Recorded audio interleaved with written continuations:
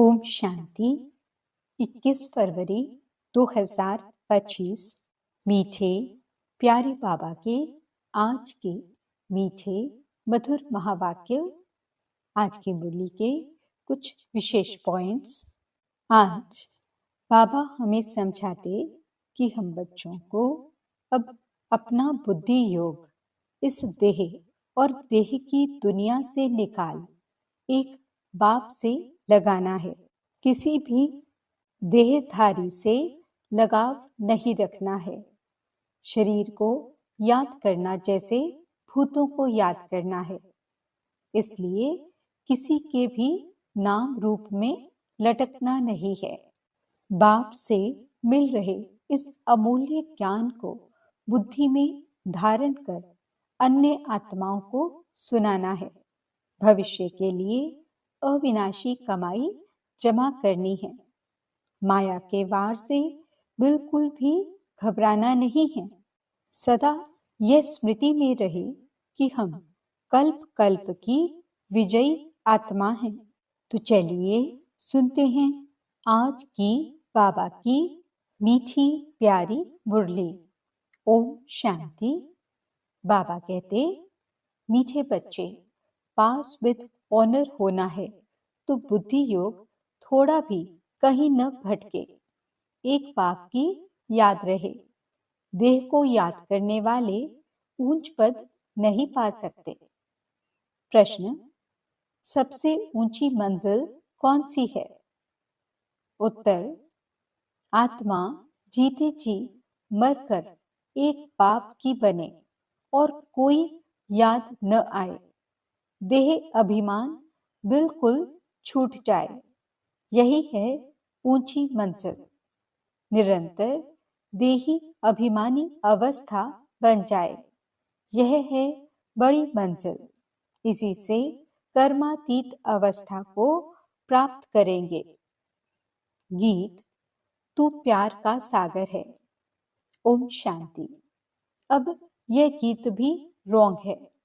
प्यार के बदले होना चाहिए ज्ञान का सागर। प्यार का कोई लोटा नहीं होता। लोटा गंगा जल आदि का होता है। तो यह है भक्ति मार्ग की महिमा।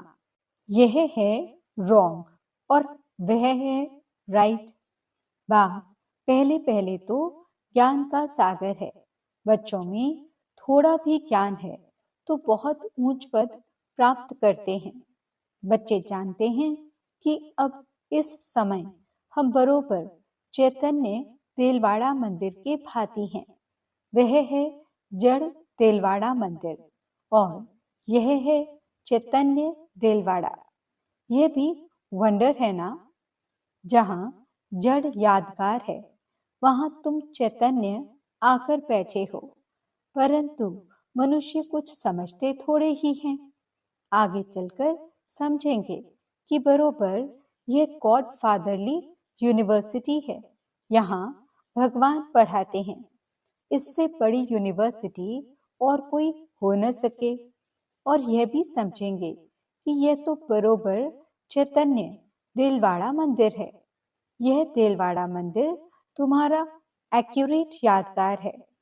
ऊपर छत में सूर्यवंशी चंद्रवंशी हैं। नीचे आदिदेव आदि देवी और बच्चे बैठे हैं। इनका नाम है ब्रह्मा। फिर सरस्वती है ब्रह्मा की बेटी। प्रजापिता ब्रह्मा है तो जरूर गोप गोपियां भी होंगे ना। वह है जड़ चित्र जो पास्ट होकर गए हैं। उन्हों के फिर चित्र बने हुए हैं। कोई मरता है तो झट उनका चित्र बना देते हैं। उनकी पोजीशन बायोग्राफी का तो पता है नहीं। ऑक्यूपेशन नहीं लिखें तो वह चित्र कोई काम का न रहे। मालूम पड़ता है फलाने ने यह कर्तव्य किया है। अब यह जो देवताओं के मंदिर हैं उन्हों के ऑक्यूपेशन बायोग्राफी का किसको पता नहीं है। ऊंच से ऊंच शिव बाबा को कोई भी नहीं जानते हैं। इस समय तुम बच्चे सबकी बायोग्राफी को जानते हो। मुख्य कौन कौन होकर गए हैं जिन्हों को पूजते हैं। पूजते ऊंच है भगवान। शिवरात्रि भी मनाते हैं तो जरूर उनका अवतरण हुआ है, परंतु कब हुआ, उसने क्या आकर किया, ये किसको भी पता नहीं है। शिव के साथ है ही ब्रह्मा। आदि देव और आदि देवी कौन हैं? उन्होंने इतनी भुजाएं क्यों दी हैं? क्योंकि वृद्धि तो होती है ना।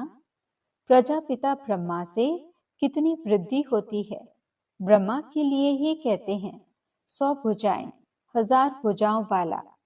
विष्णु और शंकर के लिए इतनी भुजाएं नहीं कहेंगे।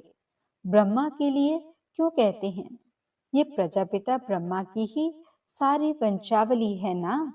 ये कोई बाहों की बात नहीं है। वह भल कहते हैं 1000 भुजाओं वाला ब्रह्मा, परंतु अर्थ थोड़े ही समझते हैं। अब तुम प्रैक्टिकल में देखो, ब्रह्मा की कितनी भुजाएं हैं। यह है बेहद की भुजाएं। प्रजापिता ब्रह्मा को तो सब मानते हैं, परंतु ऑक्यूपेशन को नहीं जानते।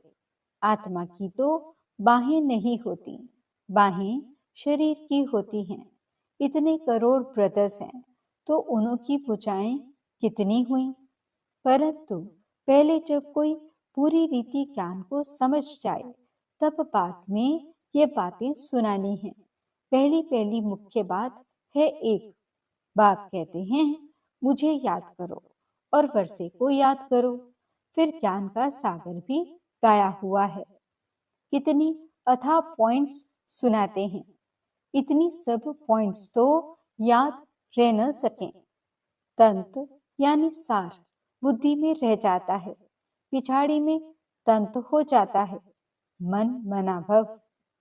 ज्ञान का सागर श्री कृष्ण को नहीं कहेंगे, वह है रचना। रचता एक ही बाप है। बाप ही सबको वर्षा देंगे, घर ले जाएंगे। बाप का तथा आत्माओं का घर है ही साइलेंस होम। विष्णुपुरी को बाप का घर नहीं कहेंगे। घर है मूल वतन, जहाँ आत्माएं रहती हैं।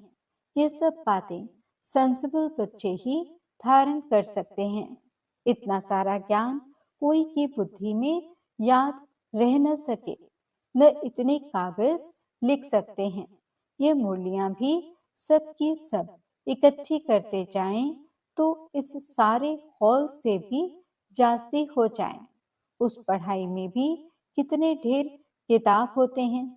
इम्तिहान पास कर लिया, फिर तंत बुद्धि में बैठ जाता है। बैरिस्ट्री का इम्तिहान पास कर लिया, एक जन्म लिए अल्पकाल सुख मिल जाता है।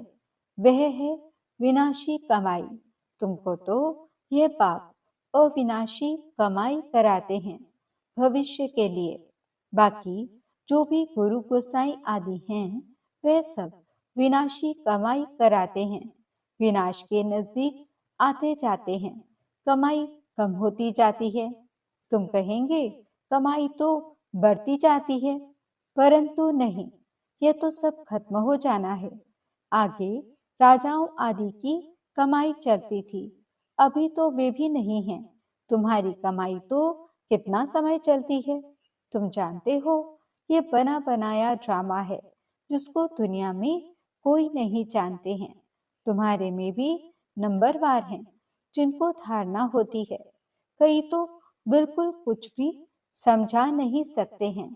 कोई कहते हैं हम मित्र संबंधियों आदि को समझाते हैं, वह भी तो अल्पकाल हुआ ना। औरों को प्रदर्शनी आदि क्यों नहीं समझाते? पूरी धारणा नहीं है। अपने को मियाँ मिट्ठू तो नहीं समझना है ना। सर्विस का शौक है तो जो अच्छी रीति समझते हैं उनका सुनना चाहिए। बाप ऊंच पद प्राप्त कराने आए हैं तो पुरुषार्थ करना चाहिए ना। परंतु तकदीर में नहीं है तो श्रीमत भी नहीं मानते, फिर पद भ्रष्ट हो जाता है। ड्रामा प्लान अनुसार राजधानी स्थापन हो रही है, उसमें तो सब प्रकार के चाहिए ना। बच्चे समझ सकते हैं, कोई अच्छी प्रजा बनने वाले हैं, कोई कम। बाप कहते हैं, हम तुमको राजयोग सिखलाने आया हूँ। दिलवाड़ा मंदिर में राजाओं के चित्र हैं ना, जो पूज्य बनते हैं वही फिर पुजारी बनते हैं। राजा रानी का मर्तबा तो ऊंच है ना, फिर वाम मार्ग में आते हैं तब भी राजाई अथवा बड़े बड़े साहूकार तो हैं। जगन्नाथ के मंदिर में सबको ताज दिखाया है, प्रजा को तो ताज नहीं होगा। ताज वाले राजाएं भी विकार में दिखाते हैं। सुख संपत्ति तो उन्हों को बहुत होगी, संपत्ति कम जास्ती तो होती है। हीरे के महल और चांदी के महलों में फर्क तो होता है। तो बाप बच्चों को कहेंगे, अच्छा पुरुषार्थ कर ऊंच पद पाओ। राजाओं को सुख जास्ती होता है, वहां सब सुखी होते हैं। जैसे यहाँ सबको दुख है, बीमारी आदि तो सबको होती ही है, वहां सुख ही सुख है। फिर भी मर्तबे तो नंबरवार हैं। बाप सदैव कहते हैं, पुरुषार्थ करते रहो, सुस्त मत बनो। पुरुषार्थ से समझा जाता है ड्रामा अनुसार इनकी सद्गति इस प्रकार इतनी ही होती है। अपनी सद्गति के लिए श्रीमत पर चलना है। टीचर की मत पर स्टूडेंट न चले तो कोई काम के नहीं। नंबरवार पुरुषार्थ अनुसार तो सब हैं। अगर कोई कहते हैं कि हम यह नहीं कर सकेंगे तो बाकी क्या सीखेंगे। सीख कर होशियार होना चाहिए। जो कोई भी कहे यह समझाते तो बहुत अच्छा है, परंतु आत्मा जीते जी मरकर एक बाप की बने और कोई याद न आए, देह अभिमान छूट जाए, यह है ऊंची मंजिल। सब कुछ भूलना है, पूरी देही अभिमानी अवस्था बन जाए, यह बड़ी मंजिल है। वहां आत्माएं हैं ही अशरीरी, फिर यहाँ आकर देह धारण करती हैं। अब फिर यहाँ इस देह में होते हुए अपने को अशरीरी समझना है। यह मेहनत बड़ी भारी है। अपने को आत्मा समझ कर्मातीत अवस्था में रहना है। सर्प को भी अक्ल है ना, पुरानी खाल छोड़ देते हैं, तो तुमको देह अभिमान से कितना निकलना है। मूल वतन में तो तुम हो ही देही अभिमानी। यहाँ देह में होते अपने को आत्मा समझना है। देह अभिमान टूट जाना चाहिए। कितना भारी इम्तिहान है, भगवान को खुद आकर पढ़ाना पड़ता है। ऐसे और कोई कह न सके कि देह के सब संबंध छोड़ मेरा बनो, अपने को निराकार आत्मा समझो। कोई भी चीज का भान न रहे। माया एक दो की देह में बहुत फंसाती है। इसलिए बाबा कहते हैं, इस साकार को भी याद नहीं करना है। बाबा कहते, तुमको तो अपनी देह को भी भूलना है, एक बाप को याद करना है। इसमें बहुत मेहनत है। माया अच्छे अच्छे बच्चों को भी नाम रूप में लटका देती है। यह आदत बड़ी खराब है। शरीर को याद करना, यह तो भूतों की याद हो गई। हम कहते हैं, एक शिव बाबा को याद करो, तुम फिर 5 भूतों को याद करते रहते हो। देह से बिल्कुल लगाव नहीं होना चाहिए। ब्राह्मणी से भी सीखना है, न कि उनके नाम रूप में लटकना है। देही अभिमानी बनने में ही मेहनत है। बाबा के पास भल चाट बहुत बच्चे भेज देते हैं, परंतु बाबा उस पर विश्वास नहीं करता है। कोई तो कहते हैं, हम शिव बाबा के सिवाय और किसको याद नहीं करते हैं, परंतु बाबा जानते हैं, पाई भी याद नहीं करते हैं। याद की तो बड़ी मेहनत है, कहाँ न कहाँ फंस पड़ते हैं। देहधारी को याद करना, यह तो 5 भूतों की याद है। इनको भूत पूजा कहा जाता है।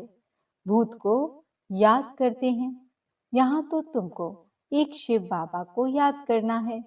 पूजा की तो बात नहीं, भक्ति का नाम निशान गुम हो जाता है, फिर चित्रों को क्या याद करना है, वह भी मिट्टी के बने हुए हैं। बाप कहते हैं ये भी सब ड्रामा में नूंद है। अब फिर तुमको पुजारी से पूज्य बनाता हूँ। कोई भी शरीर को याद नहीं करना है सिवाय एक बाप के। आत्मा जब पावन बन जाएगी तो फिर शरीर भी पावन मिलेगा। अभी तो ये शरीर पावन नहीं है। पहले आत्मा जब सतो प्रधान से सतो रजो तमो में आती है तो शरीर भी उस अनुसार मिलता है। अभी तुम्हारी आत्मा पावन बनती जाएगी, लेकिन शरीर अभी पावन नहीं होगा। यह समझने की बातें हैं। यह पॉइंट्स भी उनकी बुद्धि में बैठेंगी जो अच्छी रीति समझकर समझाते रहते हैं। सतो प्रधान आत्मा को बनना है। बाप को याद करने की ही बड़ी मेहनत है। कईयों को तो जरा भी याद नहीं रहती है। पास विद ऑनर बनने के लिए बुद्धि योग थोड़ा भी कहीं न भटके, एक बात की ही याद रहे। परंतु बच्चों का बुद्धि योग भटकता रहता है। जितना पौधों को आप समान बनाएंगे उतना ही पद पाएंगे। देह को याद करने वाले कभी ऊंच पद पा न सके। यहाँ तो पास विद ऑनर होना है। मेहनत बगैर यह पद कैसे मिलेगा? देह को याद करने वाले कोई पुरुषार्थ नहीं कर सकते। बाप कहते हैं पुरुषार्थ करने वाले को फॉलो करो। यह भी पुरुषार्थी है ना? यह बड़ा विचित्र ज्ञान है। दुनिया में किसको भी पता नहीं है, किसकी भी बुद्धि में नहीं बैठेगा कि आत्मा की चेंज कैसे होती है। यह सारी गुप्त मेहनत है। बाबा भी गुप्त है। तुम राजाई कैसे प्राप्त करते हो? लड़ाई झगड़ा कुछ भी नहीं है। ज्ञान और योग की ही बात है। हम कोई से लड़ते नहीं हैं। यह तो आत्मा को पवित्र बनाने के लिए मेहनत करनी है। आत्मा जैसे जैसे पतित बनती जाती है तो शरीर भी पतित लेती है। फिर आत्मा को पावन बनकर जाना है। बहुत मेहनत है। बाबा समझ सकते हैं कौन कौन पुरुषार्थ करते हैं। यह है शिव बाबा का भंडारा। शिव बाबा के भंडारे में तुम सर्विस करते हो। सर्विस नहीं करेंगे तो पाई पैसे का पद जाकर पाएंगे। बाप के पास सर्विस के लिए आए और सर्विस नहीं की तो क्या पद मिलेगा? यह राजधानी स्थापन हो रही है। इसमें नौकर चाकर आदि सब बनेंगे ना? अभी तुम रावण पर जीत पाते हो, बाकी और कोई लड़ाई नहीं है। यह समझाया जाता है। कितनी गुप्त बात है। योग बल से विश्व की बादशाही तुम लेते हो। तुम जानते हो हम अपने शांति धाम के रहने वाले हैं। तुम बच्चों को बेहद का घर ही याद है। यहाँ हम पाठ बजाने आए हैं, फिर जाते हैं अपने घर। आत्मा कैसे जाती है यह भी कोई समझते नहीं है। ड्रामा प्लान अनुसार आत्माओं को आना ही है। अच्छा, मीठे मीठे सिकिलते बच्चों प्रति माता पिता बाप दादा का याद प्यार और गुड मॉर्निंग। रूहानी बाप की रूहानी बच्चों को नमस्ते। हम रूहानी बच्चों की रूहानी बाप दादा को दिल व जान सिखवा प्रेम से नमस्ते नमस्ते नमस्ते जी। गुड मॉर्निंग बाबा। शुक्रिया बाबा। धारणा के लिए मुख्य सार। पहला पॉइंट, किसी भी देहधारी से लगाव नहीं रखना है। शरीर को याद करना भी भूतों को याद करना है। इसलिए किसी के नाम रूप में नहीं लटकना है। अपनी देह को भी भूलना है। दूसरा पॉइंट, भविष्य के लिए अविनाशी कमाई जमा करनी है। सेंसिबल बन ज्ञान की पॉइंट्स को बुद्धि में धारण करना है। जो बाप ने समझाया है वह समझकर दूसरों को सुनाना है। वरदान। कल्प कल्प के विजय की स्मृति के आधार पर माया दुश्मन का आह्वान करने वाले महावीर विजयी भव। महावीर विजयी बच्चे पेपर को देखकर घबराते नहीं, क्योंकि त्रिकालदर्शी होने के कारण जानते हैं कि हम कल्प कल्प के विजयी हैं। महावीर कभी ऐसे नहीं कह सकते कि बाबा हमारे पास माया को न भेजो, कृपा करो, आशीर्वाद करो, शक्ति दो, क्या करूं, कोई रास्ता दो। यह भी कमजोरी है। महावीर तो दुश्मन का आह्वान करते हैं कि आओ और हम विजयी बने। स्लोगन। समय की सूचना है, समान बनो, संपन्न बनो। ओम शांति। अव्यक्त इशारे। एकांत प्रिय बनो, एकता और एकाग्रता को अपनाओ। कोई भी सिद्धि के लिए एक तो एकांत, दूसरी एकाग्रता, दोनों की विधि द्वारा सिद्धि को पाते हैं। जैसे आपके यादगार चित्रों द्वारा सिद्धि प्राप्त करने वालों की विशेष 2 बातों की विधि अपनाते हैं, एकांतवासी और एकाग्रता। यही विधि आप भी साकार में अपनाओ। एकाग्रता कम होने के कारण ही दृढ़ निश्चय की कमी होती है। एकांतवासी कम होने के कारण ही साधारण संकल्प बीज को कमजोर बना देते हैं। इसलिए